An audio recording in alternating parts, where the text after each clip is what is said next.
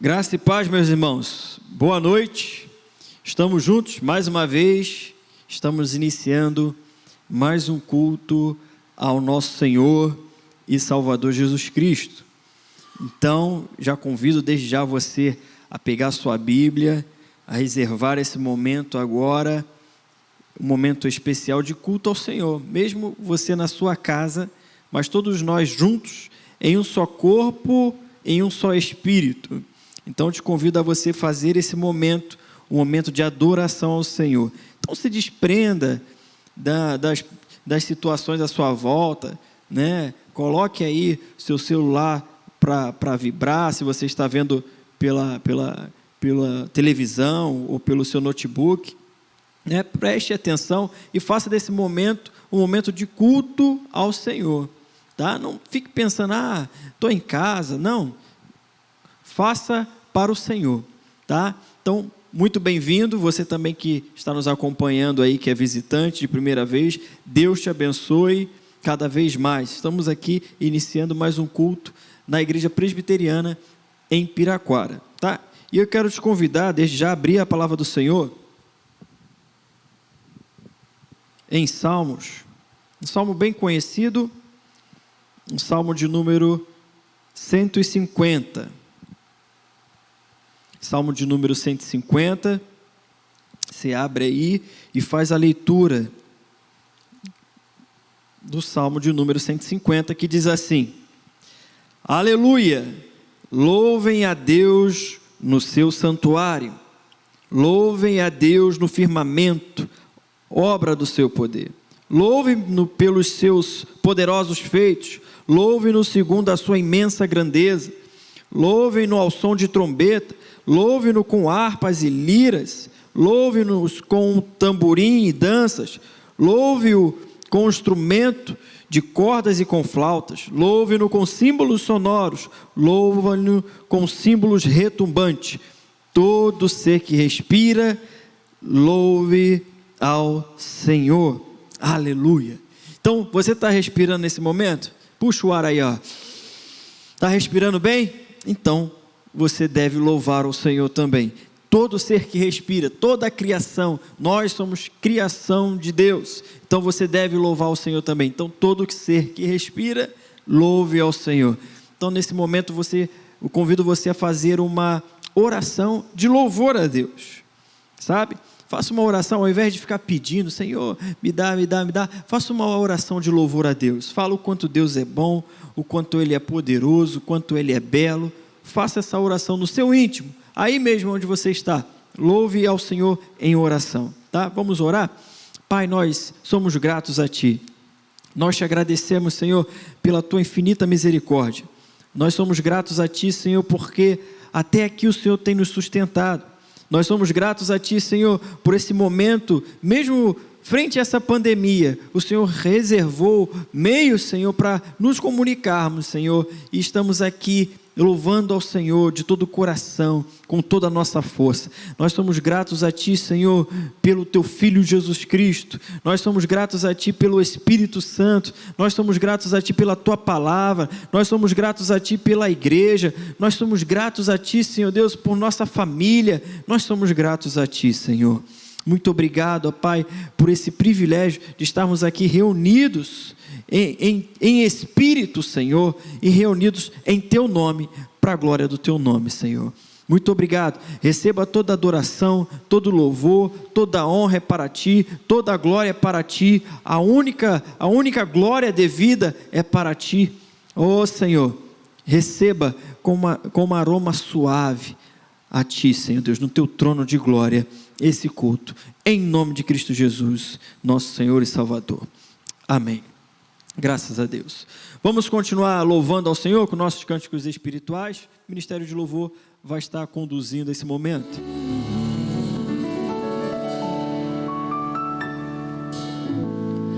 Meu Jesus, Salvador, outro igual não há.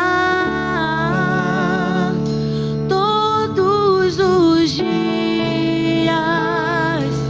quero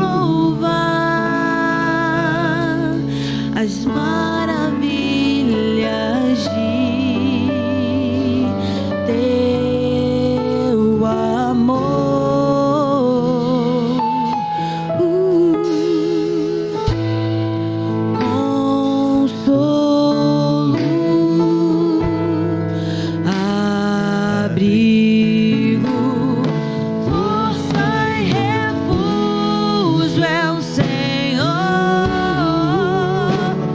Com todo o meu ser, com tudo que sou, sempre te aclame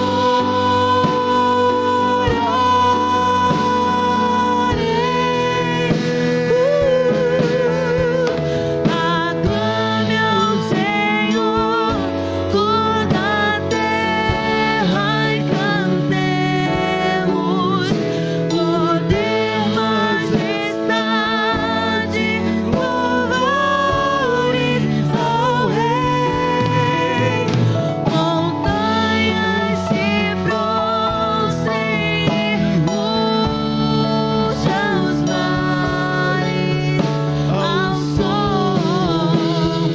de teu nome. Alegre te louvo por teus grandes feitos, firmado estarei, sempre te amarei.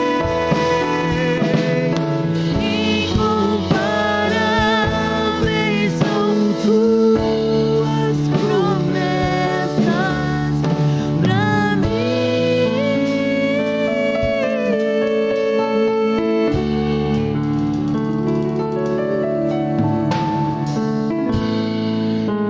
Jesus,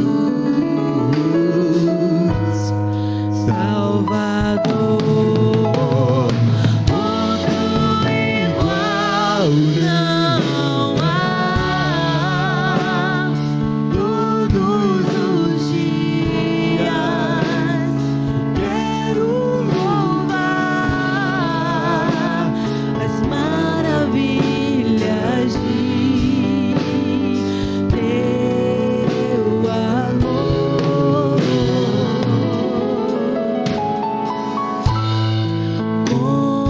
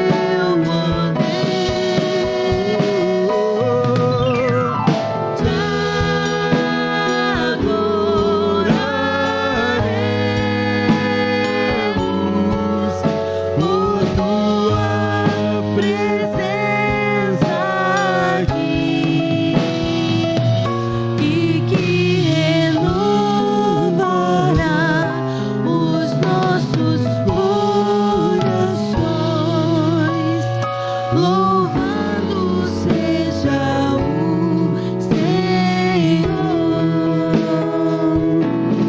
Se te achas salve ao invés, estás triste, oprimido e sem vigor, busque a presença do Senhor e o Espírito te encherá de amor. Doce presença, presença santa,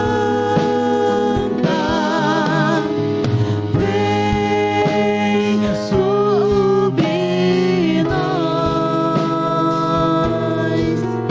encher-nos com o teu poder. Te adoraremos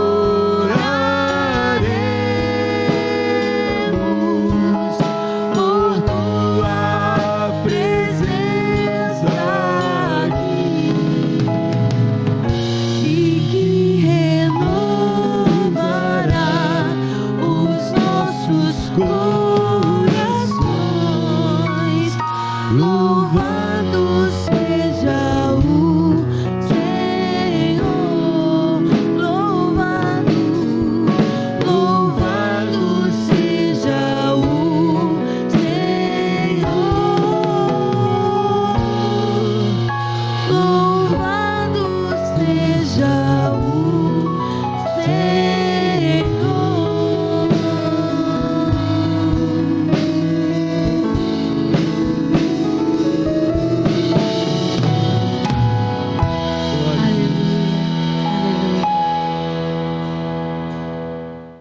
Paz, queridos irmãos da Igreja Presbiteriana de Piraquara.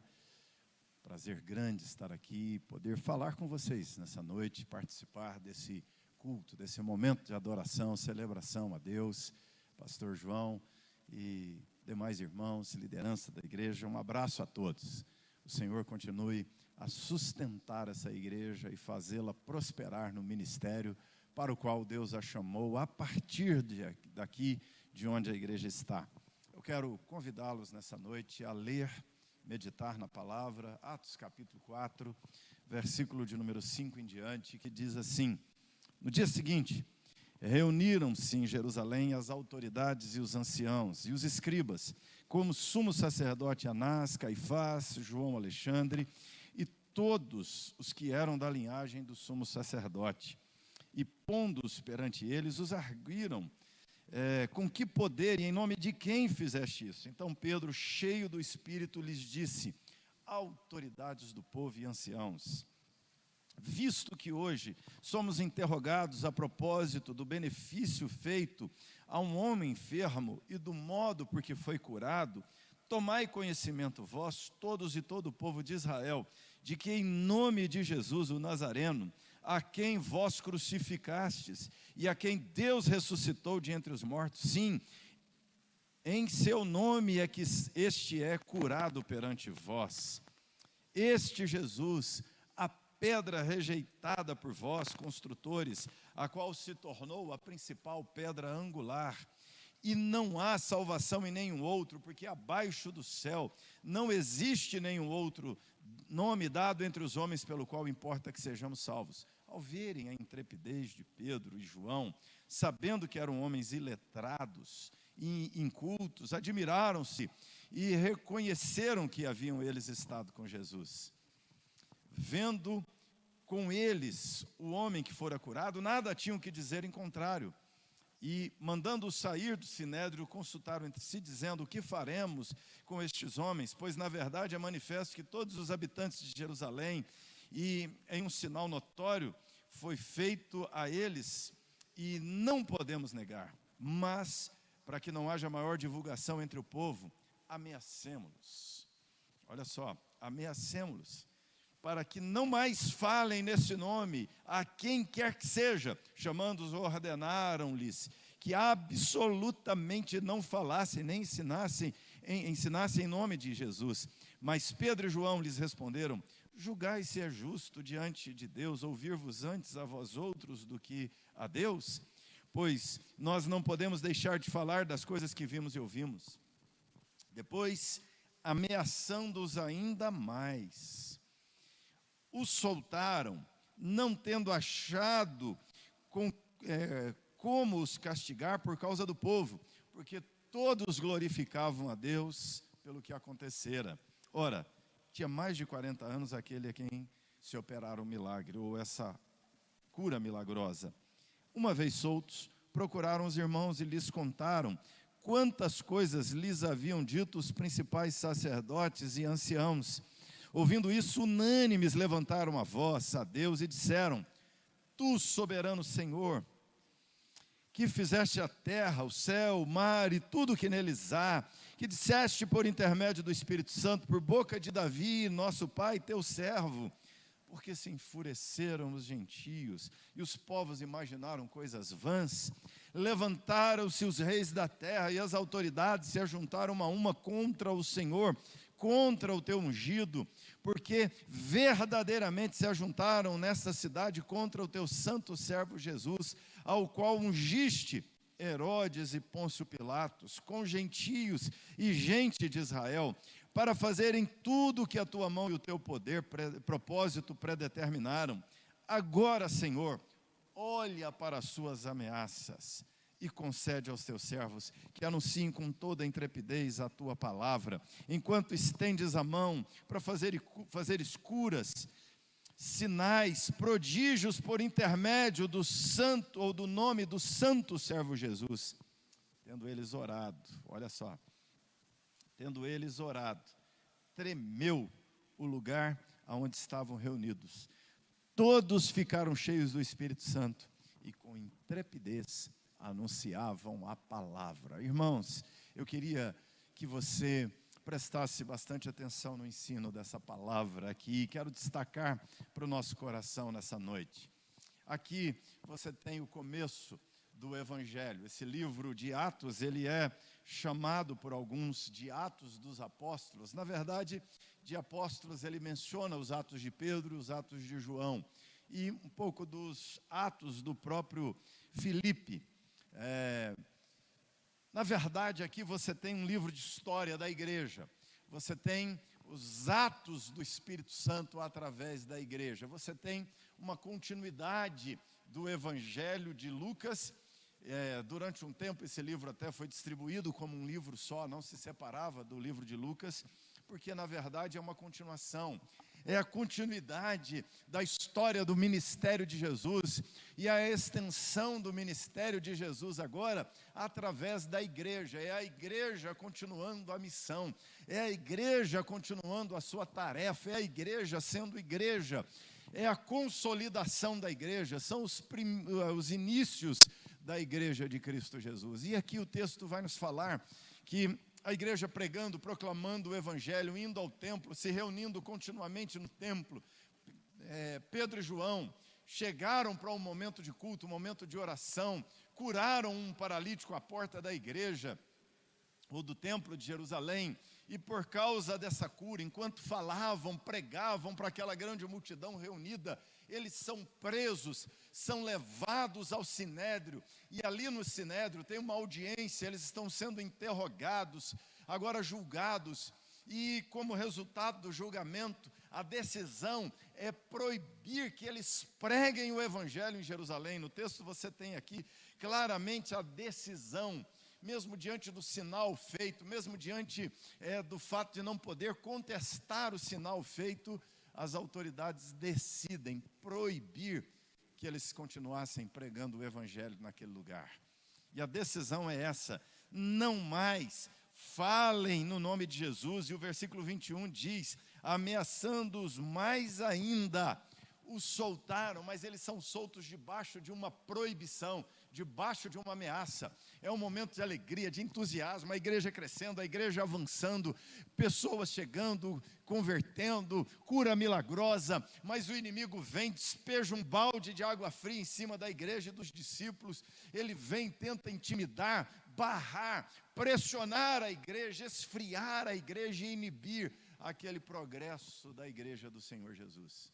Diante disso é que eles voltam, levam então um relatório para os irmãos. O texto diz: uma vez soltos, eles procuram os irmãos, contam tudo o que havia acontecido, o que lhes havia dito os principais sacerdotes e anciãos, e diante da notícia, eles levantam a voz e fazem esta extraordinária oração a Deus. Eles oram ao Senhor.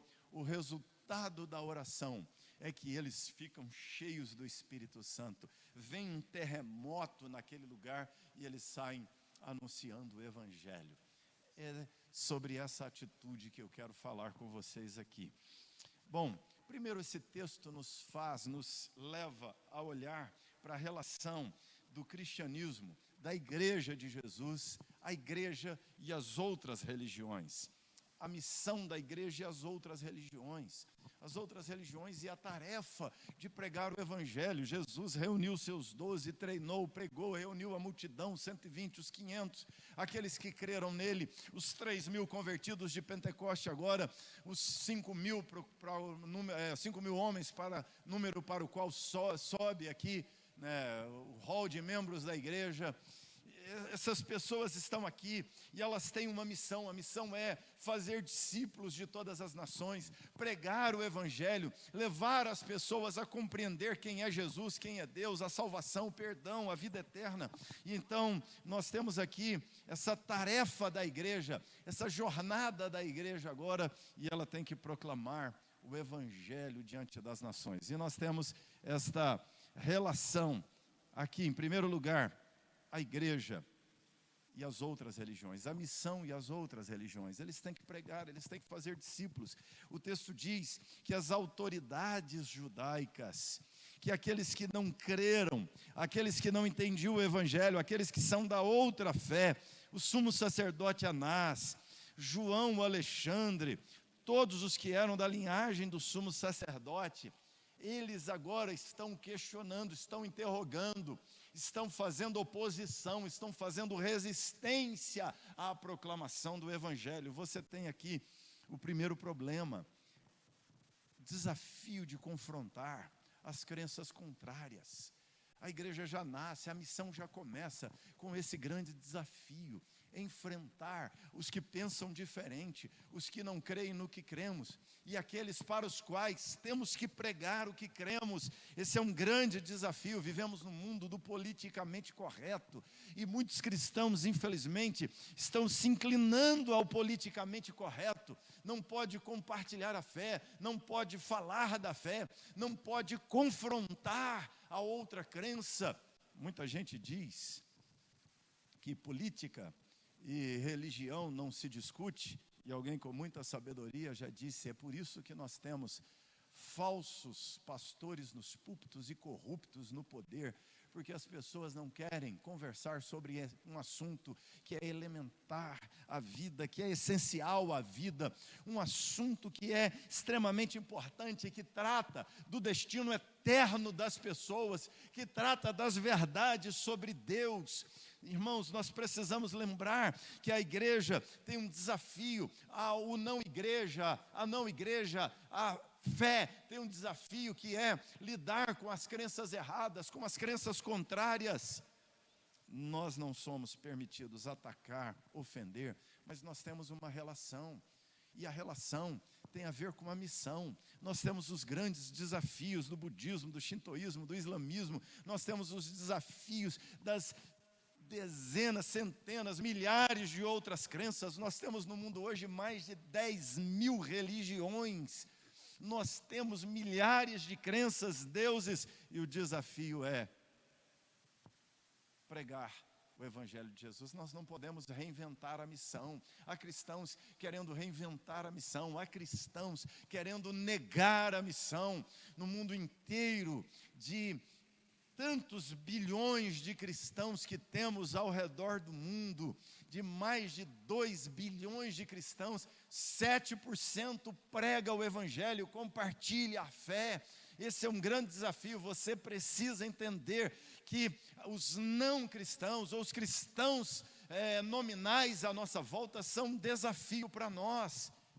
Sacerdotes de outra crença reuniram para proibir a proclamação do Evangelho, mas o desafio é anunciar a eles, há uma ordem, há um desconforto, há um problema, há uma resistência da outra religião, à missão, à pregação do Evangelho, e é deles que emana uma proibição a Pedro, a João, de continuarem proclamando o Evangelho em Jerusalém.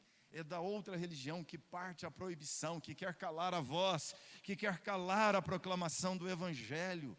Nós temos um desafio, irmãos, dia a dia, de pensar na liberdade religiosa e a missão. Nós temos que expor Cristo. O desafio é pregar Cristo e não cristianismo. O desafio é pregar Cristo e não presbiterianismo. Mas você tem como tarefa, como cristão, mostrar Cristo Jesus às pessoas de toda crença, de toda raça, de toda orientação, de toda perspectiva e ideologia. Não interessa, o desafio é proclamar o Evangelho. A relação do cristianismo e a outra religião é o desafio de proclamar o Evangelho. Em segundo lugar, esse texto vai nos falar da relação da igreja, a missão e a outra religião, a missão e o sistema, a sociedade. Nós temos aqui a sociedade. O texto vai nos dizer que estão reunidos aqui as autoridades religiosas, mas também na oração dos discípulos você vê, se juntaram Pôncio Pilatos, Herodes, você tem aqui os povos, os gentios, diz o texto, se reuniram, se ajuntaram. A pergunta deles é: por que se enfureceram os gentios? É isso que eles perguntam na oração, versículo 25. Porque se enfureceram os gentios e os povos imaginaram coisas vãs. Você percebe agora aqui o sistema, a sociedade toda, a religião, a outra religião é parte dela, o poder político é parte dela, os gentios, os povos, as pessoas, as etnias diferentes, as nacionalidades diferentes. O texto diz: imaginaram coisas vãs. Aqui, a palavra usada no original para imaginaram, pensaram, a palavra kenos é o pensamento, mas é a ideia de um pensamento vazio. Os povos construíram uma arte oca, uma religiosidade oca, leis ocas, uma estrutura social vazia, sem sentido, oca. Os povos imaginaram coisas vãs. O vã é vazio, sem sentido, que não tem sentido para Deus, que não tem aprovação diante de Deus. Os homens criam coisas que agradam os homens, mas não agradam Deus, são sem propósito, não estão alinhadas com o propósito eterno de Deus, para as coisas que o glorificam. Então, os povos imaginaram coisas vãs, e nós temos uma relação com essa sociedade do vazio. Nós vivemos a era do vazio, a sociedade do vazio, das coisas fúteis. Mas há uma relação, há a missão e a sociedade. Os povos se enfureceram, diz o texto, olha só, estão nervosos, irados. A oração deles é porque eles nos odeiam, porque eles odeiam o cristianismo, porque eles odeiam a igreja, porque estão se levantando contra a proclamação do Evangelho, porque estão se levantando, fazendo oposição, porque estão criando normas, porque estão decretando hoje uma lei, porque estão criando aqui um decreto que proíbe, que se incomoda com a proclamação do Evangelho. Essa é a pergunta na oração. Isso é o sistema, irmãos. O sistema humano, o sistema caído, o sistema incrédulo, ele é assim mesmo. Nós vivemos numa sociedade que cada vez mais fortalece, constrói numa resistência à proclamação do Evangelho, cada vez mais constrói uma oposição, cada vez mais o cerco aperta, você não pode pregar.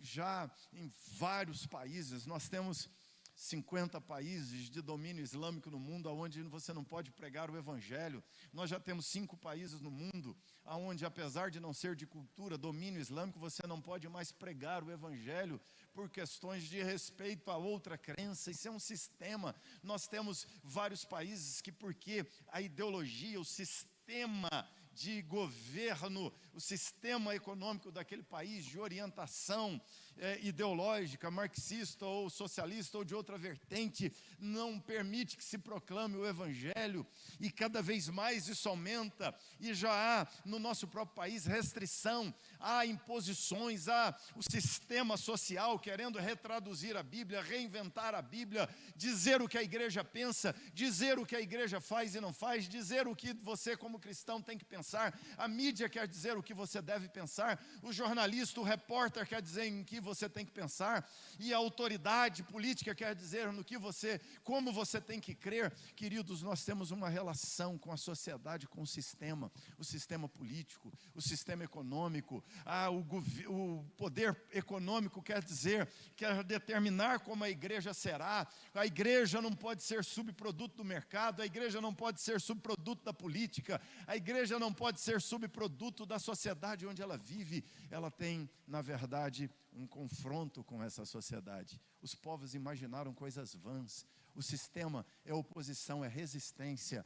A missão tem um desafio, a missão e o sistema. Terceiro lugar, nós temos um desafio aqui, que é a missão, a igreja e o poder político.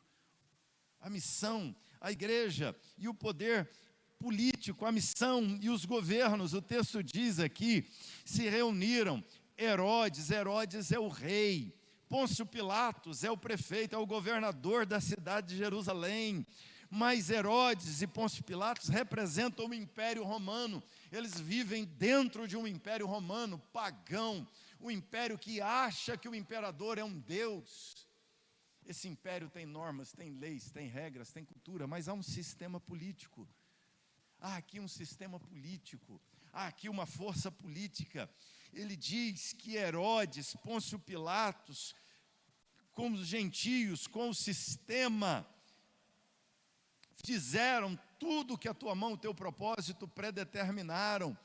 Eles se levantaram, versículo 26, se levantaram os reis da terra, as autoridades se ajuntaram uma a uma contra o Senhor, contra o teu ungido. É interessante, os reis, as autoridades se ajuntaram a uma. Irmãos, nós precisamos lembrar aqui, quem fará a missão não é o governo, não é o Estado. A nossa luta não é por um Estado cristão que cumpra a missão, não é por um prefeito crente que realize a missão, não. A nossa luta não é, porque não é o Estado, não é o poder, não é um decreto presidencial, não é uma decisão, não é um programa de prefeitura, não é um programa de governo do Estado. Irmãos, na verdade, a tendência, na maioria das vezes ao longo da história, é que os reis, é que os poderes, é que os governantes se levantaram contra. O texto diz isso, se ajuntaram contra o Senhor e contra o teu ungido.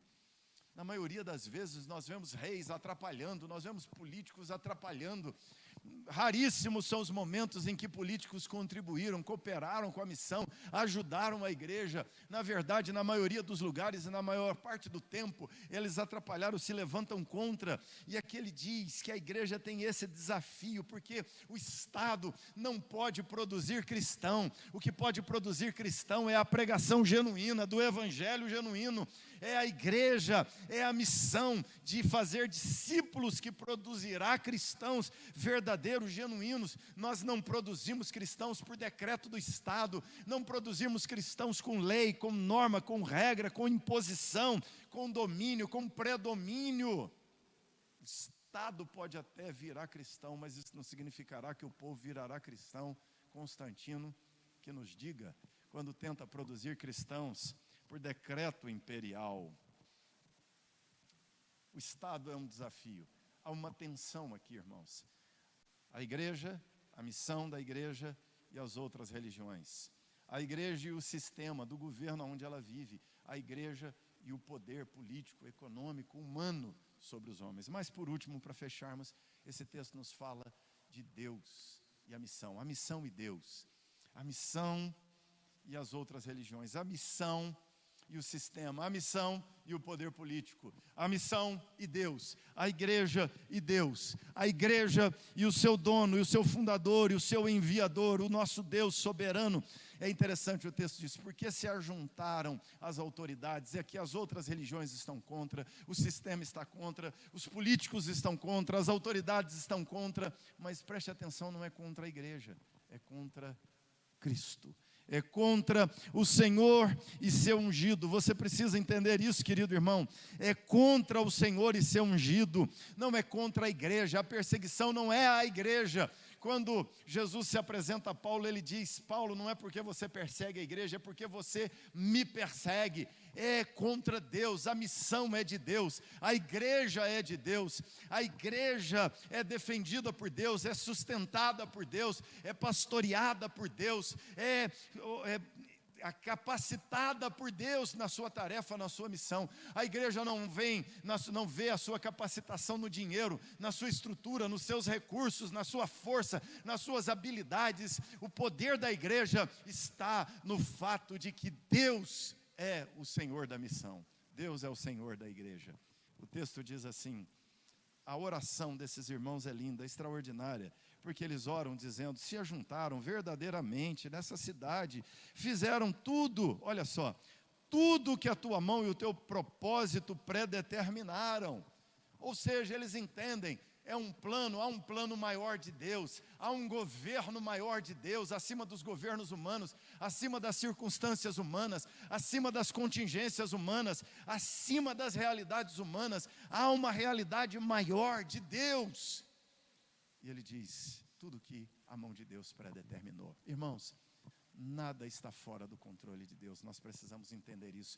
Essa pandemia não está fora do controle de Deus, as crises políticas não estão fora do controle de Deus, as guerras, a perseguição, tudo tem a ver com uma pré-determinação, tudo tem a ver com um plano, tudo tem a ver com um projeto, com um propósito de Deus, e nós precisamos compreender, estamos seguros como igreja, dentro do governo, da condução soberana de Deus da história. Eles estão ameaçados, eles estão proibidos de pregar, eles estão intimidados, há uma hostilidade, mas eles confiam no governo soberano de Deus. Deus permanece assentado no seu trono. Presidentes caem, governos caem, mas Deus permanece governando sobre a história. Governos se levantam contra, mas Deus está a favor da igreja, conduzindo-a na sua jornada. E aí, eu queria, caminhando para a nossa conclusão, olhar para os pedidos que esses crentes fazem, na oração que eles levantam a Deus aqui. Primeiro pedido que eles fazem, diante de tudo que está acontecendo é, Senhor, Senhor, olha para as ameaças.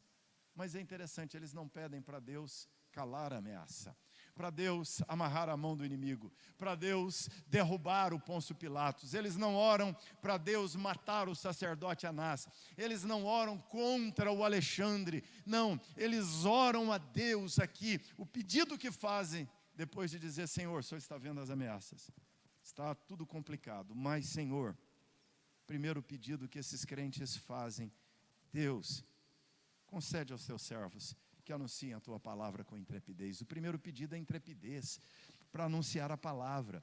O primeiro pedido é, Senhor, nos dá atrevimento para proclamar a tua palavra. Tem a oposição das outras religiões, tem o sistema, tem o governo contra, mas a ordem de Deus é pregar, então pregue, anuncie, seja crente, viva, enfrente o sistema, enfrente o poder econômico, político, enfrente a oposição religiosa, enfrente o diabo, mas seja crente verdadeiro e cumpra a ordem do Senhor de pregar o evangelho, da missão. O pedido deles é, Senhor, dá intrepidez, dá autoridade, dá ousadia para pregar o evangelho. Esse é o pedido diante das conjunturas difíceis que estão vivendo. Segundo pedido é uma intervenção milagrosa de Deus. Ele diz, Senhor, enquanto nós pregamos, estende a mão, faz prodígios e sinais. Senhor, enquanto nós pregamos, que as pessoas se convertam, que as pessoas sejam transformadas, que as pessoas sejam curadas, que as pessoas sejam libertas, que as pessoas experimentem o teu poder sobrenatural. Ou seja, eles estão dizendo: Senhor, não nos deixe pregar sozinhos, não nos deixe fazer a obra sozinhos, faz o Senhor a tua obra. Esse é um pedido que a igreja tem que fazer. A igreja não pode perder a perspectiva do sobrenatural. Eles pedem a Deus: Senhor, estende a mão por meio de Jesus. Olha só, não é crente fazendo milagre, não é crente. O versículo 30 é claro nisso. Não é o pastor que faz o milagre, não é a igreja que faz o milagre, não é o crente que faz milagre. Ele diz: enquanto estendes a mão para fazer curas, sinais e prodígios, por intermédio do nome do teu santo servo Jesus. Ou seja, que Jesus se manifeste, que Jesus se mostre no meio da igreja, enquanto a igreja enfrenta a sua oposição. É isso que eles pedem. Terceiro pedido da igreja, diante de tudo isso, ou aliás, não é nem um pedido, é uma resposta de Deus já ao pedido. O segundo pedido é esse: estende a mão. E aí vem a resposta de Deus.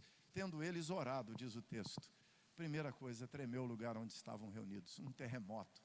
Tudo foi sacudido, o prédio foi sacudido, os crentes foram sacudidos, a igreja foi sacudida. E minha oração, querido irmão, querida irmã, é que Deus, com essa pandemia, leve você a orar esse tipo de oração, que Deus sacode a igreja, que Deus agita seu povo, que Deus mexe com as estruturas, que Deus balance as paredes, que Deus balance os bancos, que os crentes acordem, que os crentes reajam, que os crentes se assumam o seu papel e saiam proclamando o evangelho de Jesus. Houve um terremoto, que haja um terremoto em Piraquara em nome de Jesus, e que Deus venha sacudir essa igreja, e que ela, no que ela tem feito, faça mais, o que não tem feito, passe a fazer em nome de Jesus. E para fecharmos, o texto diz que depois que veio o terremoto, todos que estavam ali ficaram cheios do Espírito Santo e com intrepidez anunciavam a palavra. Aqueles crentes ficaram cheios do Espírito Santo.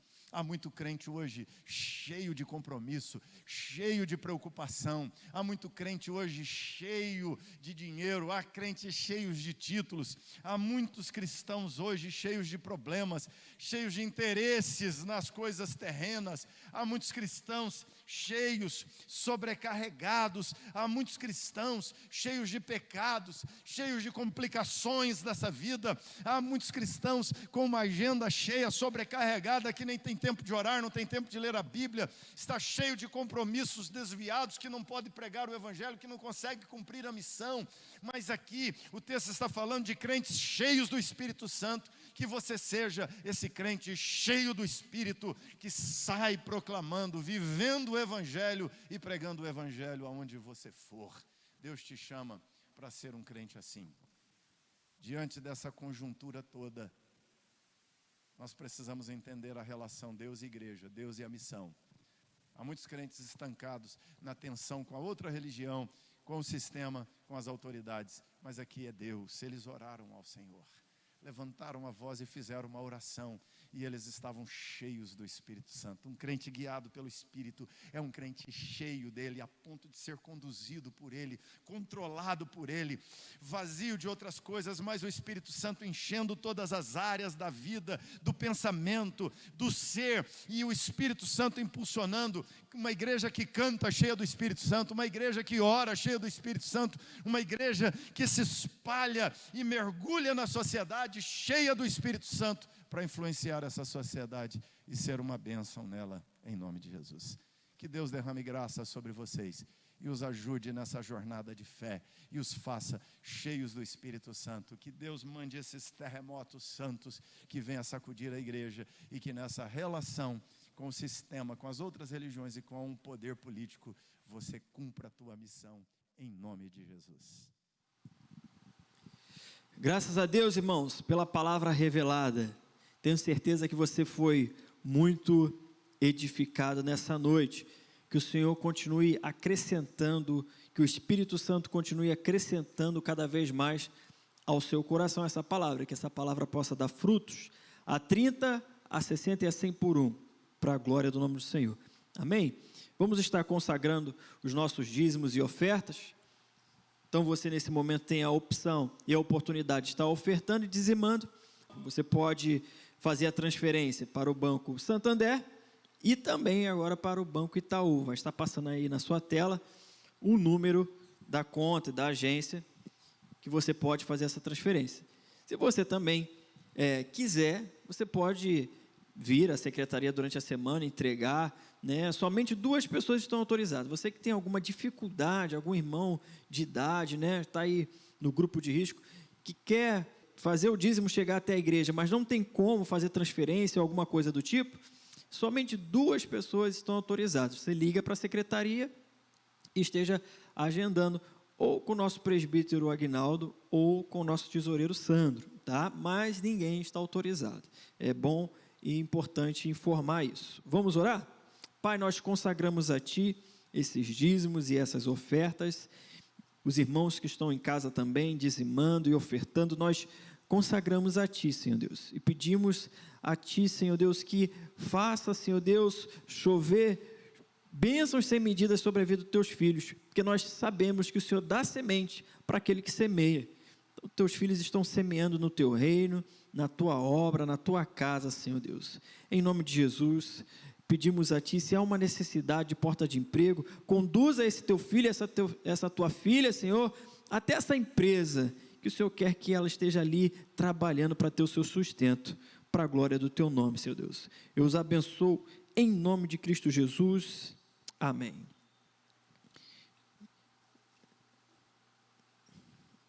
Graças a Deus. Amém, queridos? Estamos chegando mais um final de culto. Graças a Deus que você ficou até aí. Até esse momento eu tenho certeza que você foi muito edificado para a glória do nome do Senhor. Vamos estar orando e você continue abençoado aí na sua casa, tá? Pai, nós te agradecemos por esse culto. Nós somos gratos a Ti por esse momento que passamos aqui, Senhor Deus, ouvindo a Tua voz, louvando a Ti, Senhor Deus. Nós somos gratos a Ti por isso.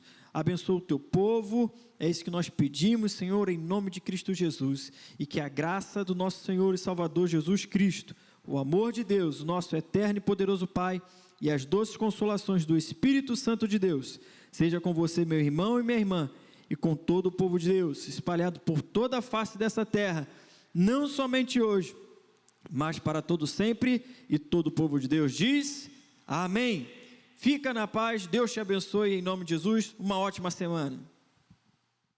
O nosso vídeo acabou, mas a gente quer te agradecer muito por ter nos acompanhado até aqui. Antes de você sair, não se esqueça de inscrever-se no nosso canal, curtir esse vídeo que você acabou de assistir e clicar no sininho para ativar as notificações. Não se esqueça de marcar a opção Todas, assim todo vídeo novo que subir no nosso canal vai aparecer na sua barra de notificações. Nos acompanhe também nas nossas redes sociais, Igreja Presbiteriana de Piraquara, no Instagram e no Facebook.